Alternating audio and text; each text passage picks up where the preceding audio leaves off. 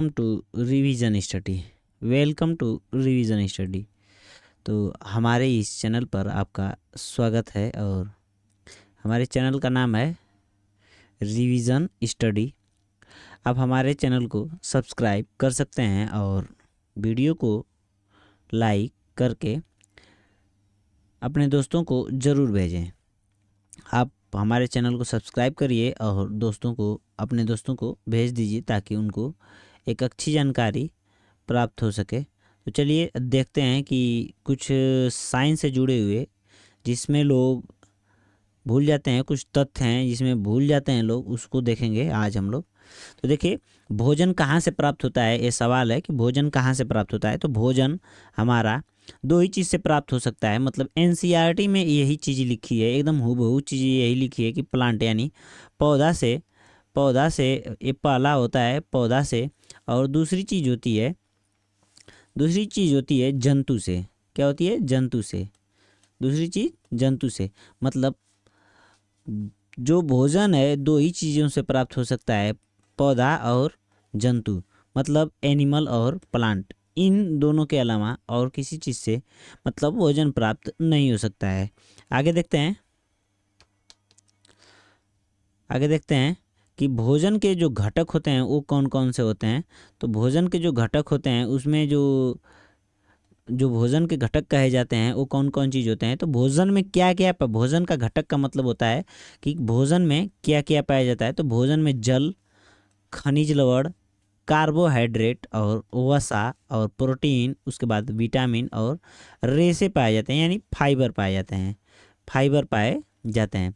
Carbohydrate जो होता है मानव में जो कहाँ से मतलब कहाँ पर पचना शुरू हो जाता है, तो यह मुख से इसका कार्बोहाइड्रेट का पाचन शुरू हो जाता है। तो इसको याद रखिएगा कि कार्बोहाइड्रेट का मुख से पाचन शुरू हो जाता है। यह एक मतलब छोटी सी जानकारी है। आगे देखिएगा कि मतलब ये भोजन में यही चीज़ पाए जाते हैं। कौन सा? जल, खनिज लवण, कार्बोहाइड्रेट, वसा, प्रोटीन और विटामिन और रेशे, इतने ही चीज़ पाए जाएंगे। इससे अधिक नहीं पाया जाता है, और इससे भी अधिक पाया जाता होगा तो एनसीईआरटी में दिया नहीं है, इतना ही दिया है।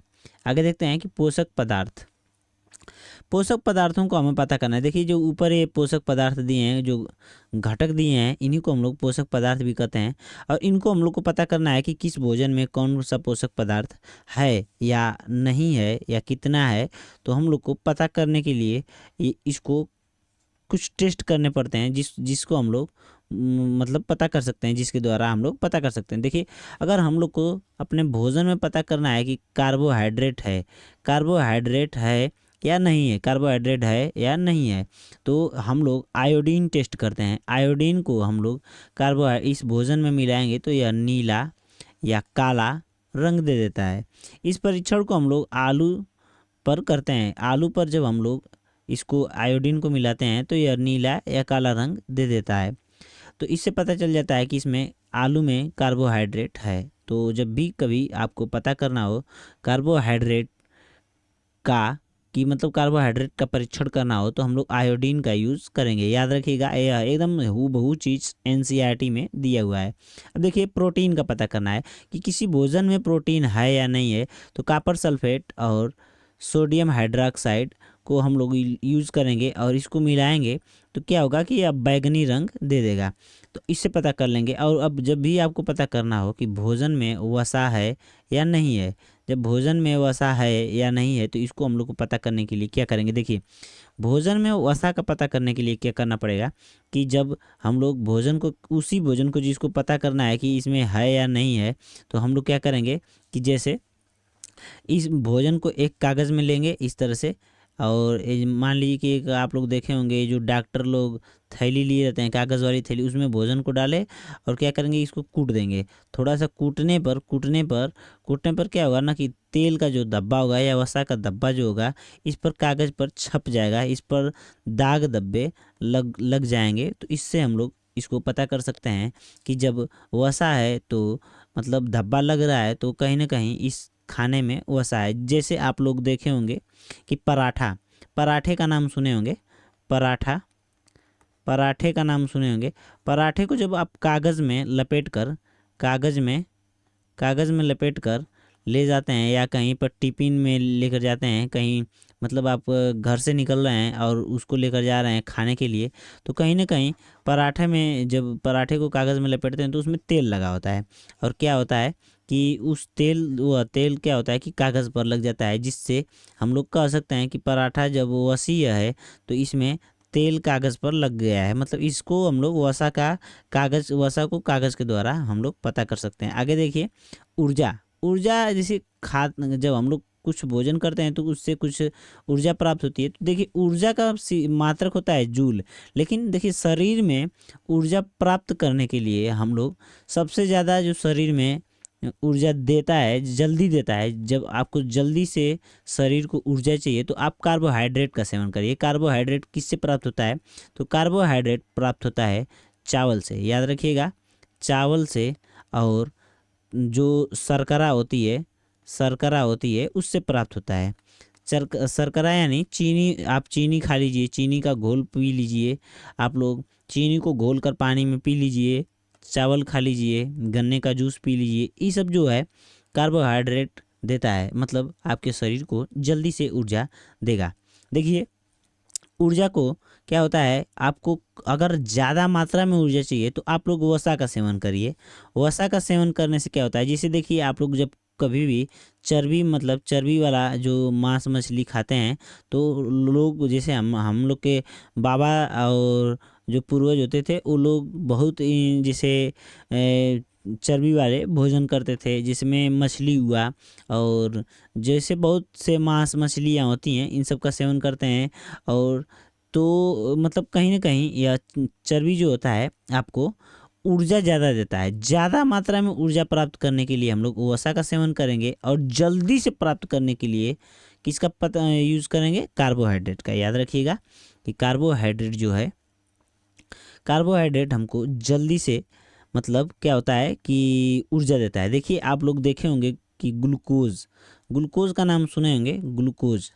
ग्लूकोज़ जो खिलाड़ी होते हैं ग्लूकोज़ का सेवन करते हैं, क्योंकि ग्लूकोज़ जो होता है जल्दी से ऊर्जा देता है, और ग्लूकोज़ एक कार्बोहाइड्रेट है। याद रखिएगा, ग्लूकोज़ एक कार्बोहाइड्रेट है और हमारे शरीर में जल्दी से ऊर्जा देने का काम करता है। इसीलिए जो खिलाड़ी होते हैं ग्लूकोज़ का यूज करते हैं, ग्लूकोज़ पीते हैं दौड़ने से पहले, और कहीं कुश्ती होती है तो उससे पहले लोग ग्लूकोज़ पीते हैं। तो यह कहीं न कहीं जल्दी ऊर्जा देता है। इससे मत याद रखिएगा कि यह आपके दिमाग को शांत रखता है, ठंडा रखता है। यह ग्लूकोज़ जो होता है ऊर्जा देने का काम करता है, और आपको ज़्यादा मात्रा में वसा चाहिए तो ज़्यादा मात्रा में ऊर्जा चाहिए तो वसा का सेवन करिए। जो चर्बी खाइए, तेल, घी, ये सब जो होते हैं इन सब का सेवन करिए, तो इससे हमारे शरीर को ज़्यादा मात्रा में ऊर्जा प्राप्त होती है। आगे देखिएगा दोस्तों कि प्रोटीन, ये सब जो मैं बता रहा हूँ आपको, ये सब पूरा एनसीईआरटी में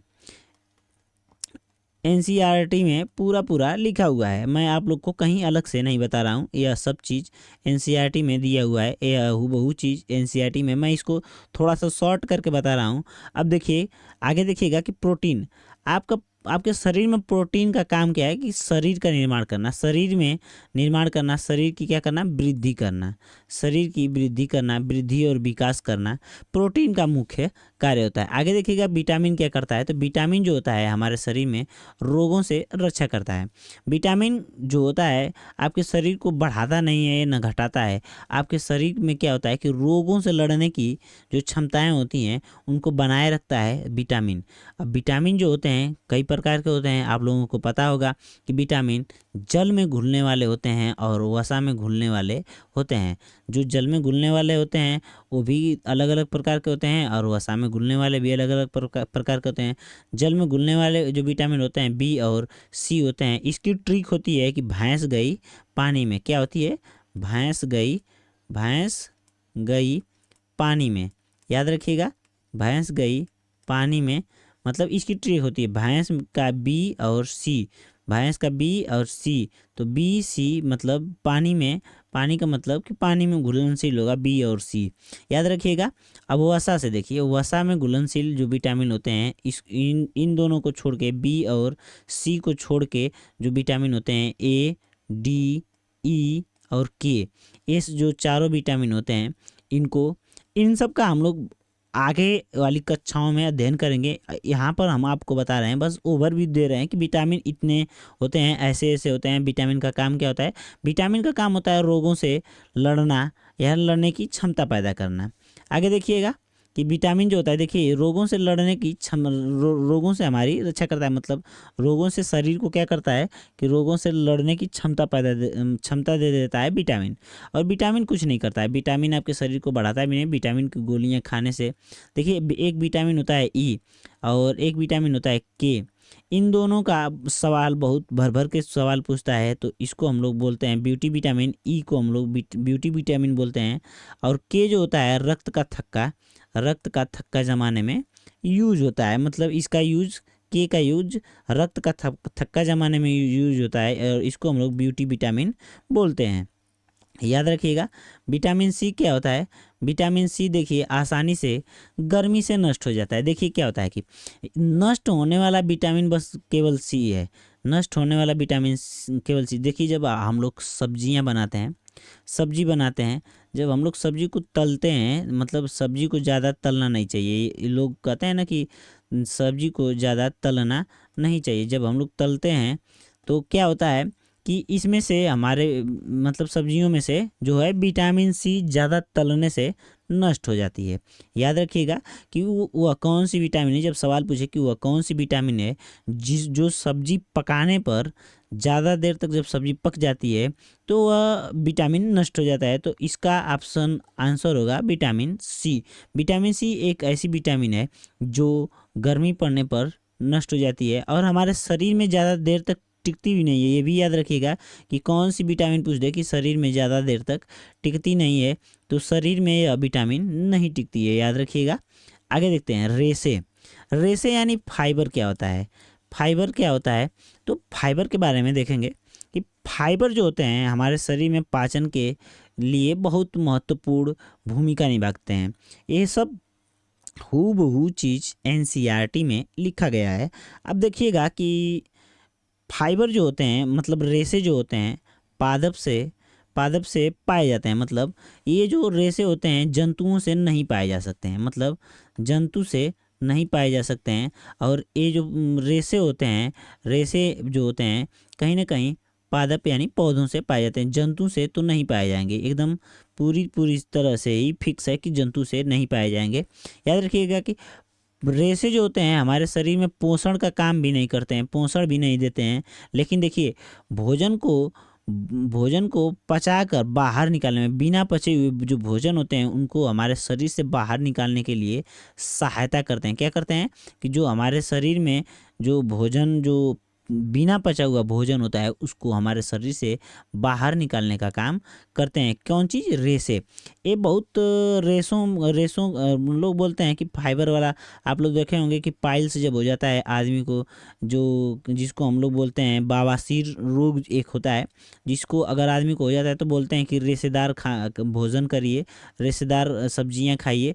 रेशेदार सब्जियों में जैसे होता है कि जो मूली होता है, पालक होता है, ये सब जो जड़ वाली जो सब्जियाँ होती हैं, शकरकंद हो गया, ये जो अरबी हो गया, ये सब जो होते हैं इनमें बहुत भरपूर मात्रा में रेशे पाए जाते हैं। प्याज हुआ, ये सब अलग अलग तरह के भोज्य पदार्थ हैं जिनमें रेशे भरपूर मात्रा में पाए जाते हैं। तो रेशे जो होते हैं कुछ करते नहीं हैं, बस ये भोजन को सुचारू रूप से मतलब पचाकर क्या कहते हैं बाहर निकालने का काम करवा देते हैं। और नहीं आपको इनको खाने से, आपको मूली खाने से शरीर में कोई पोषण नहीं मिलेगा। लेकिन हाँ, मूली खाने से एक चीज़ होगा कि आपके शरीर में पाचन सही होगा, और प्याज खाने से भी पाचन सही होगा। तो ये जो रेशेदार भोजन है उनको खाने से आपके शरीर में कोई लाभ नहीं होता है, लेकिन क्या होता है कि आपके शरीर का में जो भोजन होते हैं उनको पचाने में सहायता करता है। तो आगे देखिएगा कि आगे जो है हम लोग पढ़ेंगे तना के बारे में। तना जो होता है, देखिए तना क्या करता है। तना हम लोग पौधे, देखिए एक पौधा है, यहाँ पे एक पौधे का चित्र है। यहाँ पे इस वाले भाग को हम लोग तना बोलेंगे। ये जो यहाँ से इस तरह से गया है, ये वाला गया है, ये वाला पॉइंट है जो यहाँ से इस तरह से, ये वाला पॉइंट है, इन सब को हम लोग क्या बोलेंगे, तना बोलेंगे, इसको तना बोलेंगे, लेकिन हम लोग इसको जड़ बोलेंगे। ये पत्तियां हैं, ये फ्लावर हैं, ये सब है, ये सब तो आप लोग को पता होगा। तो इसका विकास किससे होता है, तने का विकास प्रांकुर से होता है। याद रखिएगा, सवाल में पूछ देता है कि तने का विकास पौधे में तने का विकास किससे होता है, तो प्रांकुर से होता है, याद रखिएगा। और तने का कार्य क्या होता है, तने का जो कार्य होता है, याद रखिएगा। देखिए, तने का कार्य क्या होता है कि संवहन करना। संवहन करने का मतलब क्या होता है कि ट्रांसपोर्टेशन, मतलब जल और खनिज का ट्रांसपोर्टेशन करता है, मतलब एक जगह से दूसरी जगह पहुंचाने का काम करता है। संवहन का यही अर्थ होता है। आगे देखिएगा कि जाइलम जो होता है पौधे में, जाइलम और फ्लोएम नाम के दो चीज़ पाए जाते हैं। जो जाइलम होता है वो जल का संवहन करता है, और फ्लोएम जो होता है वो भोजन का संवहन करता है। क्या होता है ना कि जैसे जाइलम जो होता है वो जो नीचे से जो जल होता है, पौधे की जड़ से जो जल होता है उसको पत्तियों तक पहुंचाने का काम करता है। फ्लोएम जो होता है ऊपर से भोज्य पदार्थ में, जब जैसे खाना पत्तियां पका लेती हैं तो पूरे पेड़ को, ऐसा तो नहीं है कि बस पत्तियां भोजन पर पका लें तो बस वही खाएंगी तो वही मोटी होंगी, ऐसा तो नहीं है। लेकिन क्या होता है कि जब पौधे, आप सोच के देखिए, पौधे में जब पत्तियां भोजन बनाती हैं तो वो पौधे के हर एक भाग तक पहुंचाती हैं। क्योंकि हर एक भाग तक नहीं पहुंचाएंगी तो वही चीज़, अगर मान लीजिए कि तने तक नहीं पहुंचा, तना कमज़ोर हो जाएगा, और जब तना बीच से कमज़ोर हो जाएगा तो फिर क्या होगा कि वो तना एक संबंध का काम कर रहा है, मतलब एक जुड़ने का काम कर रहा है, पत्ती से जड़ को जोड़ रहा है। तो क्या होता है कि जब बीच में से तना सूख गया तो पत्तियों तक संवहन नहीं हो पाएगा जल का, और जब जल का संवहन नहीं हो पाएगा तो प्रकाश संश्लेषण नहीं होगा, और प्रकाश संश्लेषण नहीं होगा तो फिर पत्तियां अपने आप सूख के गिर जाएंगी। तो क्या होता है कि मतलब हर जगह पर भोजन को पहुंचाना जरूरी है, मतलब मिलजुल के रहना तो जरूरी है। तना पौधे से, पौधे पत्तियों से, पत्तियां तने से, मतलब मिल के ही रहती हैं। ऐसा नहीं है कि वो अपने में मनमुटाव कर लें, और मतलब क्या होता है कि मतलब एक कहे कि मैं भोजन नहीं दूंगी, एक कहे कि जल नहीं दूंगा, तो ऐसा नहीं होता है। ये दोनों मिलकर काम करते हैं। जो जाइलम होता है, जो जड़ से जल को उठाकर लेकर जाता है पत्तियों तक, वो पूरी पत्तियों तक लेकर जाएगा। ऐसा नहीं है कि एक पत्ती को छोड़ दे दूसरे पत्ती को पकड़ ले, तो ऐसा नहीं होता है। और जब पत्तियां भोजन बना लेती हैं तो पौधे के हर एक भाग तक, यहाँ तक कि जड़ तक भी उस भोज्य पदार्थ को पहुंचाने का काम करती हैं। याद रखिएगा ये सब। आगे देखिए कि पत्तियों के कार्य देखिएगा, पत्तियों के कार्य क्या होते हैं। पत्तियों के कार्य में कुछ ज़्यादा नहीं होता है। आगे देखिएगा पत्तियों के कार्य, पत्तियों के कार्य जो होते हैं, पत्तियों का कार्य जो होता है वाष्पोत्सर्जन। वाष्पोत्सर्जन आप देखे होंगे कि पत्तियों के, ये मान लीजिए कि पत्ती, इसके अंदर छोटे छोटे छिद्र होते हैं, छिद्र होते हैं। इन्हीं छिद्रों से क्या होता है, आप लोग एक चीज़ देखिएगा कि आप क्या करिए कि एक पौधा लीजिएगा और उसमें एक प्लास्टिक से, इस तरह से एक पौधे को, एक प्लास्टिक, मान लीजिए कि एक पौधा है, ये ऊपर एक पौधा हम बनाए थे, यहाँ पे एक पौधा है, और यहाँ पे हम क्या करेंगे कि एक प्लास्टिक लेंगे और यहाँ से इस तरह से इस प्लास्टिक को ऐसे बंद कर देंगे, इस प्लास्टिक से इसको बंद कर देंगे, इसके मुंह को ऐसे बंद कर देंगे यहाँ पे। और क्या करेंगे कि जब इसको बांध देंगे तो इसमें कुछ घंटे, 2-4 घंटे के बाद देखेंगे कि इसकी सतह पर, पूरे इसकी सतह पर अंदर अंदर क्या होगा कि पानी गिर जाता है। तो ये कहाँ से पानी आ जाता है, यह पानी आता है वहाँ से कि पत्तियाँ वाष्पोत्सर्जन करती हैं, वाष्पोत्सर्जन करती हैं। पत्तियाँ जो होती हैं वाष्पोत्सर्जन करती हैं, याद रखिएगा, पत्तियाँ वाष्पोत्सर्जन करती हैं।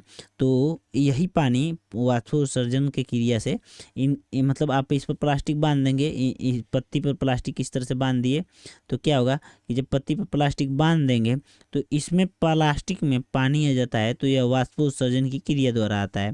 पर पत्तियां देखिए क्या करती हैं, पत्तियों का और एक कार्य होता है प्रकाश संश्लेषण का कार्य होता है। प्रकाश संश्लेषण, अगर पत्तियां नहीं रहती तो प्रकाश संश्लेषण नहीं होता। और प्रकाश संश्लेषण का कार्य केवल पत्तियां ही नहीं करती हैं, कुछ तने, जो हरे तने होते हैं वो भी करते हैं। क्योंकि पत्तियां अगर मान लीजिए प्रकाश संश्लेषण करती तो जो रेगिस्तान में जो पौधे पाए जाते हैं, रेगिस्तान में जो पौधे पाए जाते हैं उनमें तो पत्तियां संभवतः नहीं होती हैं। तो ऐसा तो नहीं है कि वो जिंदे नहीं हैं, क्योंकि वहाँ पे पत्तियाँ कांटे का रूप ले लेती हैं और वही वो जो तने होते हैं वो बेशक बहुत चौड़े चौड़े पाए जाते हैं। देखेंगे आप लोग नागफनी का पौधा इस तरह से देखेंगे कि इस तरह से निकला होता है, इस तरह से एक पर एक पत्तियाँ जुड़ी पत्तियों जैसे जुड़ा होते हैं, तो पत्तियाँ तो नहीं होता है, लेकिन वो क्या होता है कि वो जड़ नहीं, मैं बोल रहा हूँ तना होता है। क्या होता है कि वो एक तना होता है, इस तरह से निकला रहेगा और इस पर से इस तरह से कांटे निकले होंगे, इस पर से इस तरह से कांटे निकले होते हैं। तो पत्तियाँ ये देखने में तो पत्ती लगेगा, लेकिन जो कांटा है वो उसकी पत्ती है, और जो ये हरा हरा दिखता है जिस पर मतलब कांटे होते हैं, जो हरा हरा होता है, ये नागफनी का संपूर्ण भाग वो तना होता है। और यही तना क्या करता है कि पौधों में जो रेगिस्तानी पौधे होते हैं उनमें प्रकाश संश्लेषण का कार्य करता है। देखिए प्रकाश संश्लेषण का फार्मूला होता है, सी 6CO2 प्लस 12H2O प्लस बराबर, यहाँ पे आ जाएगा प्रकाश लाइट, और यहाँ पे क्लोरोफिल जो होता है उसके उसके सहारे मतलब प्रकाश संश्लेषण की क्रिया होती है।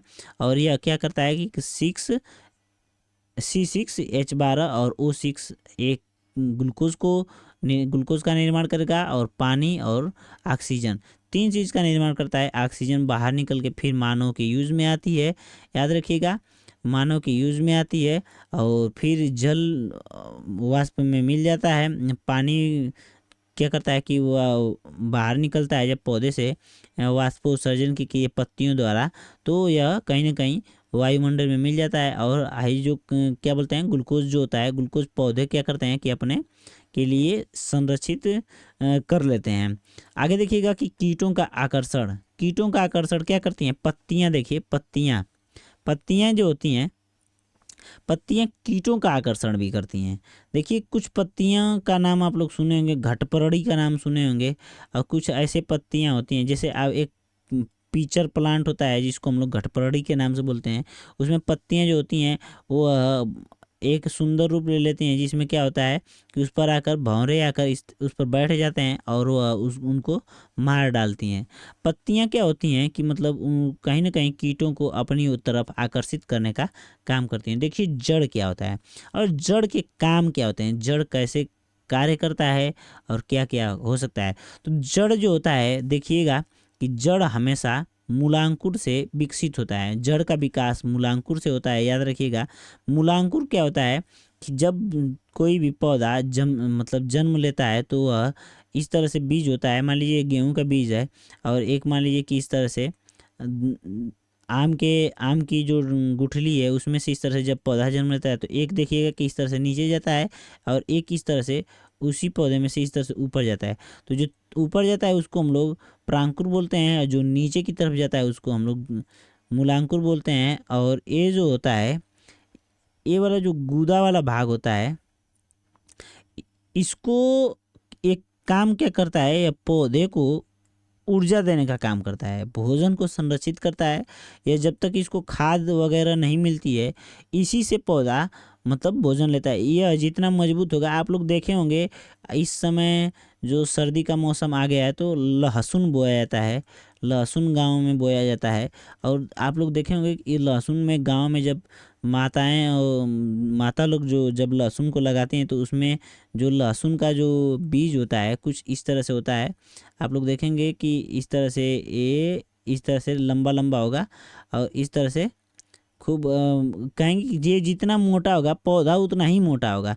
यानी आप लोग देखिए साइंस को वो लोग भी जानती हैं, लेकिन वो लोग आपको एक्सप्लेन नहीं कर सकती हैं। एक्सप्लेन करने का मतलब कि वो लोग पूरी तरह से जानती हैं कि ये चीज़ जितना मोटा होगा, जो गूदा होता है, बीज का गूदा जिसको हम लोग बोलते हैं, जिससे मतलब पौधा बहुत मजबूत होता है, वो कहीं ना कहीं क्या होता है कि मतलब जो जिससे जो गूदा होता है उसी से पौधा मजबूत होता है। और ये साइंस में लिखा भी है। मैं इसका आप लोग नाम इस चीज़ का, जो गूदा होता है, जैसे आम की गुठली लेंगे तो उसमें देखेंगे कि दो इस तरह से गूदे निकलेंगे गुठलियों के। तो इसमें से जब ये पौधा होगा तो इस तरह से निकलेगा, नीचे की तरफ आएगा, ये जड़ बन जाएगा और फिर यहाँ से ऊपर की तरफ जाएगा, जिसको हम लोग आम भाषा में क्या बोलते हैं, अमोला। अमोला बोलते हैं। जो छोटा आम का छोटा पौधा होता है तो गांव में अमोला बोला जाता है। तो ऐसा नहीं होता है। तो क्या होता है कि जो ये वाला गूदा वाला पार्ट होता है, इसको और इस वाले भाग को आप लोग कमेंट बॉक्स में बताइएगा। कि अभी मैं थोड़ा सा मतलब इसको याद नहीं आ रहा है, मैं इसको बता दूंगा अभी थोड़ी देर में। अगर मान लीजिए अगली वीडियो में बता दूंगा। अगर क्या होता है कि दिमाग में भूल जाता है कभी कभी, तो ऐसी चीज़ें आप लोग कमेंट बॉक्स में बताएंगे तो आप हमारी भी सहायता करेंगे और अन्य लोगों की भी सहायताएँ करेंगे, तो जिससे कन्फ्यूज़न भी नहीं होगा। आगे देखिएगा कि जो जड़ होती है वो दो प्रकार की होती है, मूसला जड़ और झकड़ा जड़। मूसला जड़ और झकड़ा जड़ होती है। देखिए मूसला जड़ कुछ ऐसी होती है, यह सीधी होती है, एकदम सीधी, और इसमें से छोटी छोटी जड़ें टहनी जैसे निकली होंगी। और झकड़ा जड़ जो होती है इसमें कोई सीधी नहीं होती है, यह एक जैसे उलझी हुई जड़ें होती हैं, एक ही जगह पर, मतलब गुच्छेदार जड़ें होती हैं। और देखिए मूसला जड़ जो होती है द्विबीजपत्री पौधों में पाई जाती है, और झकड़ा जड़ जो होती है एक बीजपत्री पौधे में पाई जाती है। आगे देखिएगा कि जो जड़ का कार्य क्या होता है कि जल का अवशोषण करना। जड़ का कार्य होता है, जड़ का कार्य होता है जल का अवशोषण करना। जड़ कौन कौन चीज़ है तो गाजर, मूली, शकरकंद, सलजम, टेपियोका। टेपियोका एक जड़ होता है जो केरल में पाया जाता है, और इसका क्या होता है, इसको लोग खाते हैं, केरल में इसको खाते हैं। और आप लोग देखे होंगे साबूदाना, साबूदाना, इससे साबूदाना बनाया जाता है। क्या होता है, साबूदाना इसी से, टेपियोका से ही बनाया जाता है। आगे देखिएगा पुष्प। हम लोग पुष्प के बारे में थोड़ी सी जानकारी ले लेते हैं। पुष्प में देखिए कि यह एक संपूर्ण रूप से यह पूरा पुष्प है, यह पूरा पुष्प है, यहाँ से ये पूरा पुष्प है। और यह इसको हम लोग पंखुड़ी बोलते हैं, इस वाले भाग को हम लोग पंखुड़ी बोलते हैं। यह जो नीचे का जो जिस पर फूल टिका हुआ होता है उसको हम लोग बाह्य दल बोलते हैं। आगे देखिएगा कि इस वाले चित्र में इसी का यह थोड़ा सा बड़ा रूप है। तो इसमें क्या होता है कि यह तो बाह्य दल है, यह पंखुड़ी है। अब देखिए इसमें क्या होता है, ए वाला भाग जो होता है इसमें पौधों में देखेंगे तो छोटा छोटा इस तरह से निकला होगा, तो इसको हम लोग तंतु भी बोल सकते हैं, पुंकेसर भी बोल सकते हैं। और इसमें और भी भाग होते हैं। जो ये वाला भाग है, ये हरा वाला जो भाग है ये वाला, तो इसको हम लोग यहाँ पे बनाए हैं, इसको हम लोग बोलते हैं, क्या बोलते हैं, इसको हम लोग बोलते हैं स्त्री केसर। क्या बोलते हैं, स्त्री केसर, स्त्री केसर, स्त्री केसर।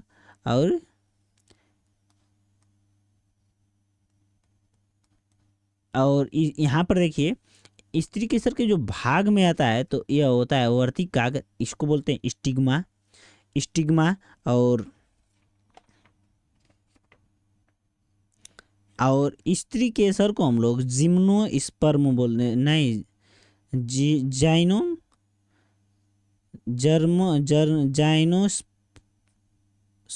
बोलते हैं। जाइनोस्पर्म नहीं इसको बोला जाता है यार, इसको बोला जाता है गाइनोसियम, गाइनोसियम। देखिए जाइनोस्पर्म नहीं, गाइनोसियम। और एंड्रोसियम पुंकेसर को बोलते हैं। पुंकेसर जो होता है एंड्रोसियम, और इसको बोलते हैं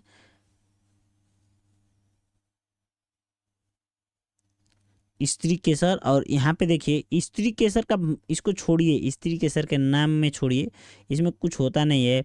मैं अपनी एक थोड़ी सी कमजोरी बता देता हूँ कि जो मैं इंग्लिश है मेरी थोड़ी सी कमज़ोर है, और ऐसा बताना नहीं चाहिए। मैं आप लोगों का दोस्त हूँ और आप लोग मुझको थोड़ा मतलब आप लोग सहायता देंगे तो मैं इस चीज़ को सुधार लूँगा, और आगे वाली जो वीडियो होंगी उसमें पूरी तरीके से आप लोगों को बता दूंगा कि मतलब इंग्लिश कमज़ोर होने से कुछ नहीं है। आप लोग को थोड़ा सा समझ में आना चाहिए, साइंस की चीज़ें इंग्लिश पर नहीं टिकी हुई हैं, साइंस की चीज़ें, तथ्य और जो बताने का तरीका है उस पर टिकी हुई हैं, आप लोगों को समझ में आना चाहिए। देखिए, जो स्त्री केसर होता है पुष्प का ही भाग होता है, और स्त्री केसर के सबसे ऊपरी वाले भाग को हम लोग वर्तिकाग्र बोलते हैं, उसके मध्य वाले भाग को वर्तिका बोलते हैं, और जो नीचे वाला भाग होता है जिसमें क्या होता है बीज बनता है उसको हम लोग अंडाशय बोलते हैं।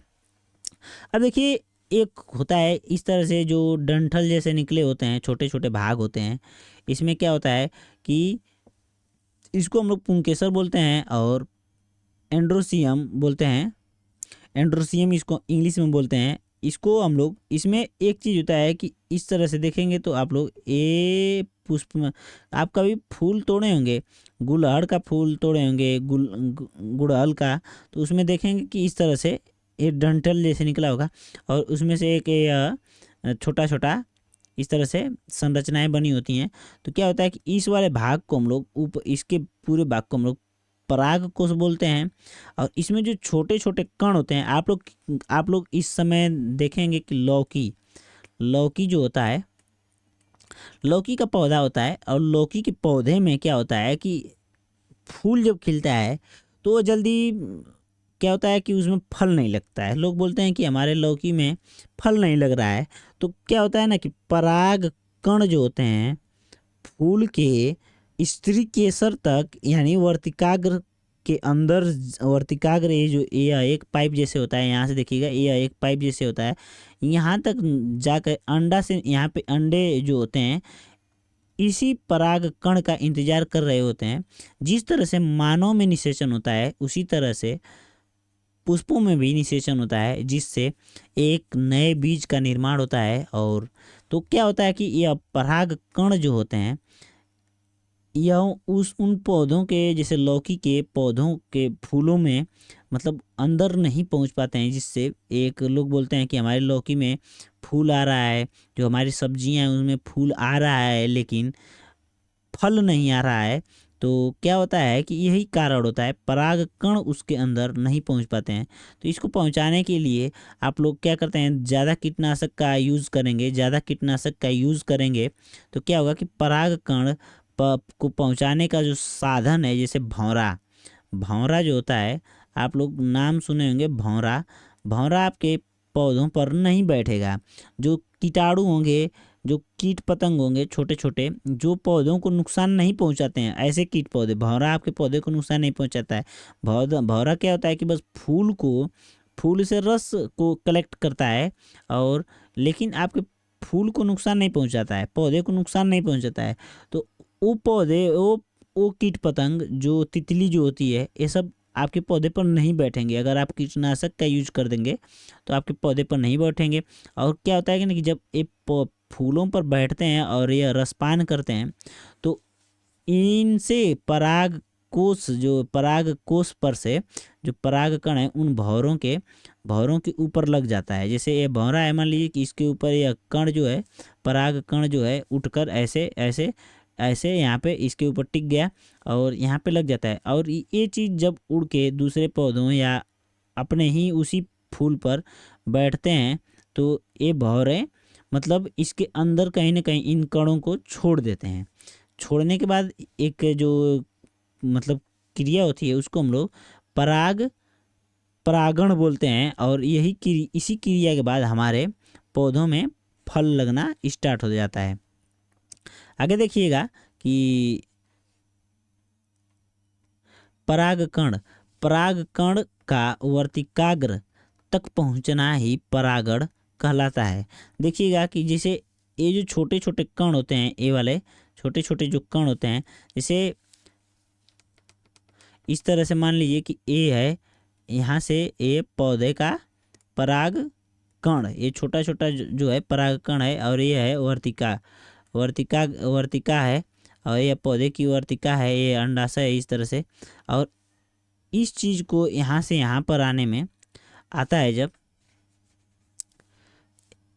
यहाँ से यहाँ तक आता है, यहाँ से यहाँ तक आता है, तो इसी को हम लोग क्या बोलते हैं, परागण बोलते हैं। क्या बोलते हैं, परागण बोलते हैं। और इसी के वजह से क्या होता है कि हम लोग के पौधों में जो फूल लगते हैं उसमें क्या होता है कि फूल लगने के बाद जो फल लग जाता है तो फल उगने लगता है, आने लगता है। तो ये रहा आज का मतलब कुछ टॉपिक जिसमें लोग फंसते हैं। मैं थोड़ा सा अभी मुझको वीडियो बनाते हुए ज़्यादा दिन नहीं हो रहा है, मैं थोड़ा सीखने पर ज़्यादा जोर देता हूँ। अभी मैं ये जानता हूँ कि आप लोग पढ़िए, ये ऐसे कंटेंट नहीं है जो अदर टीचर पढ़ाते हैं, जो लोग यूट्यूब पे बहुत लोग पढ़ाते हैं।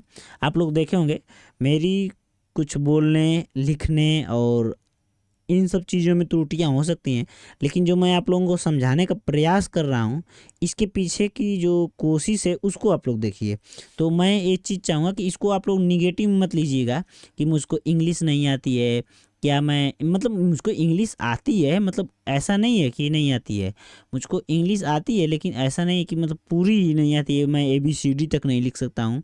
ऐसा है कि मैं जानता हूँ, लेकिन कभी कभी जानते हैं कि जैसे आप लोगों को डायरेक्ट किसी मंच पर बोलना पड़ जाए तो पैर तक हिलने लगता है लोगों का। तो वही हाल अभी मेरा है। मैं कुछ दिन में सीख जाऊंगा और लिखने बोलने में जब एक्सपर्ट हो जाऊंगा तो मैं इन वीडियो के माध्यम से आप लोगों को एक दिन साबित करके दिखा दूंगा कि हाँ, कहीं पर मेरी गलतियाँ होती थीं और कभी मैं गलती नहीं करता हूँ। और मैं तो ये मानता हूँ कि जब आप इंसान हैं, आप इंसान हैं, आप भगवान नहीं हैं, आप एक मशीन भी नहीं हैं, आप एक मशीन भी नहीं हैं, तो आप गलती करेंगे। आप यदि मानव हैं और इंसान हैं तो आप गलतियां ज़रूर करेंगे, और गलतियां करना ही मानव की मेन प्रवृत्ति में माना जाता है। तो आज के लिए इतना ही, मिलते हैं कल अगले वीडियो में अगली टॉपिक के साथ। वीडियो देखने के लिए आप लोगों का धन्यवाद।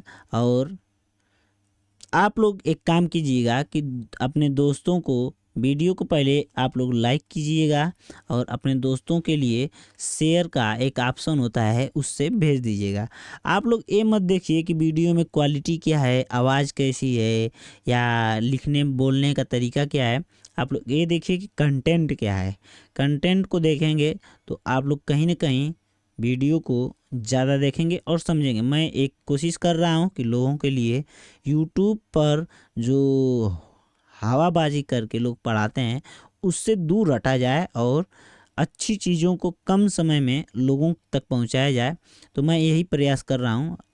आप लोगों के समर्थन से मैं आगे, आप लोगों के समर्थन से इस चैनल को आगे बढ़ा सकता हूं। आप लोग मेरा समर्थन कीजिए। मैं एक दिन एक दिन ऐसा बता रहा हूँ कि एक दिन ऐसा लाऊंगा, ऐसे कंटेंट लाऊंगा कि आप लोग देखकर ही कहेंगे कि हाँ, कंटेंट में दम है। पूरी कोशिश रहेगी, ऐसा नहीं है कि कोशिश नहीं रहेगी, कोशिश पूरी करेंगे। जब तक कोशिश करने में, जब तक हम लोग कोशिश करते रहें, ऐसा मेरा मानना है कि हारने से पहले हार और जीतने से पहले जीत कभी नहीं माननी चाहिए। तो आप लोग भी आप मेरा समर्थन कीजिए। मैं वादा करता हूँ कि आप लोगों के लिए मैं कभी कंटेंट को भुलवाने का काम नहीं करूँगा कि मतलब कम समय ज़्यादा समय में, मतलब ज़्यादा समय लूँ और कम चीज़ें बताऊँ, तो ऐसा नहीं होगा। धन्यवाद वीडियो देखने के लिए। आज के लिए इतना ही, मिलते हैं अगले वीडियो में। जय हिंद, जय भारत।